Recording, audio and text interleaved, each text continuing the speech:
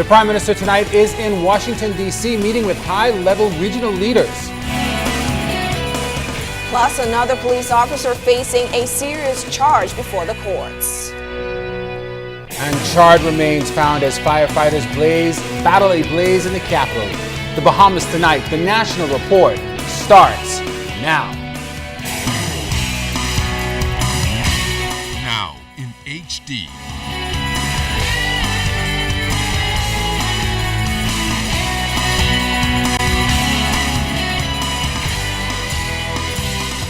ZNS Network presents The Bahamas Tonight. This portion of the news brought to you by BTC Everyday. Prime Minister the Right Honorable Perry Christie tonight is in Washington, D.C. to participate in the inaugural Caribbean Energy Security Summit. Good evening, everyone. I'm Charisma Robinson. And I'm Chris Saunders. Thank you so much for joining us. Mr. Christie, in his capacity as CARICOM chairman, delivered the policy position of both the Caribbean community and the Bahamas. The summit will be hosted by United States Vice President Joe Biden. We are well aware that there will be many significant corporate personalities present who are interested in investing in our countries.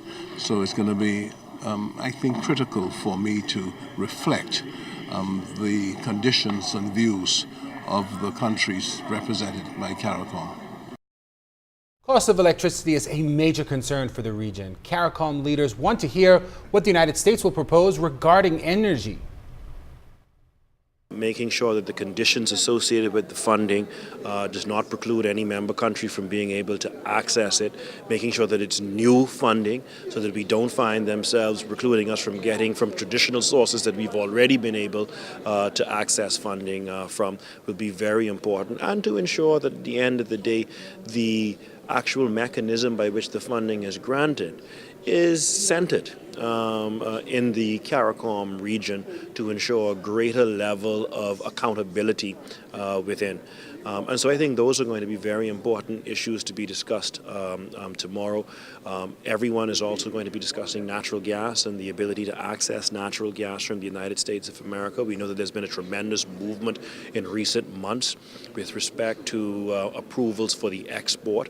That is something that we want to be a lot clearer to us and to ensure that there is a window of opportunity for there to be an approval for the export of natural gas to the CARICOM region, which I think will prove to be beneficial to us as we look to move to more cleaner fuel, reducing our heavy reliance on fossil fuels and diesel and HFO, and using more cleaner, cheaper fuel. In news from the courts, 21-year-old Christopher Moss was arraigned on charges of intentional libel and causing harm before Magistrate Joanne Ferguson Pratt today. Moss, who appeared in court number 8, is accused of unlawfully publishing defamatory pictures with the intent to defame. The accused elected a summary trial and received $5,000 bail with one surety. He's to appear at the Carmichael Road Police Station before 6 o'clock every Saturday afternoon. Moss, who is also a police officer, is set to return to court on May 4th. The body of a man burned beyond recognition was discovered by firefighters last night while battling a blaze in the Rock Crusher Road area. Janae Noel Ferguson has the details. Fire officials discovered the charred remains of a man in an apartment complex on Saunders Road off Lightburn Avenue shortly after 7 Sunday evening. The upper story of the split-level green apartment complex was ablaze when officers arrived. Now, once firefighters were able to get inside the apartment, head of the fire branch, Superintendent Walter Evans, said they then discovered the victim's body.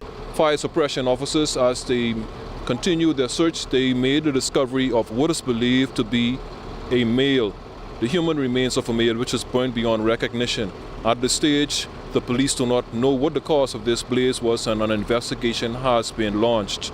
We believe that the victim in this incident tonight is a male, and he is believed to be in his mid-50s. Now, a small crowd gathered at the scene as the body was taken downstairs from the apartment. The victim's brother, James Ingram, believes his brother was home with his son when the fire started. What really may have occurred is just that the kid them had to come, and the little boy, they had to come out. Someone helped them out while the fire may have started. I don't know from what, but it really was difficult because he may have tried to get out also and didn't make it out. So But that I don't know really what caused the fire. I am not able to say at this time because I don't know what caused the fire. Superintendent Evans says at this time arson and foul play is not suspected, but a full investigation has been launched to determine the exact cause of death.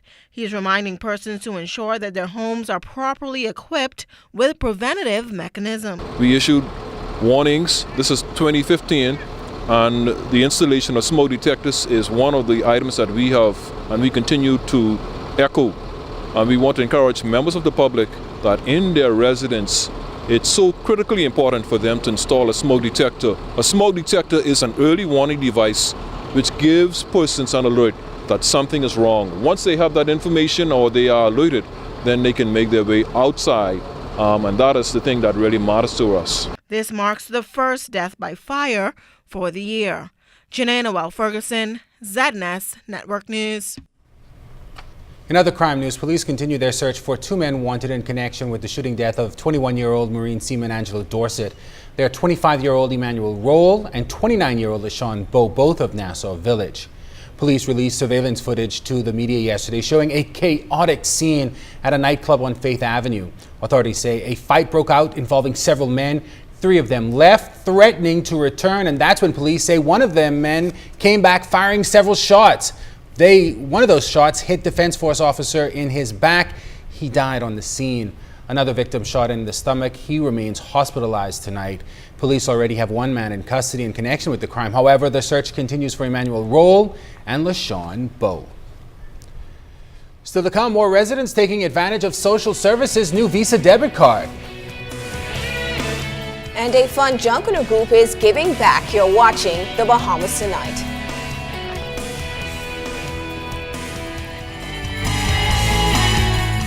This portion of the news is brought to you by Lux Men's Warehouse.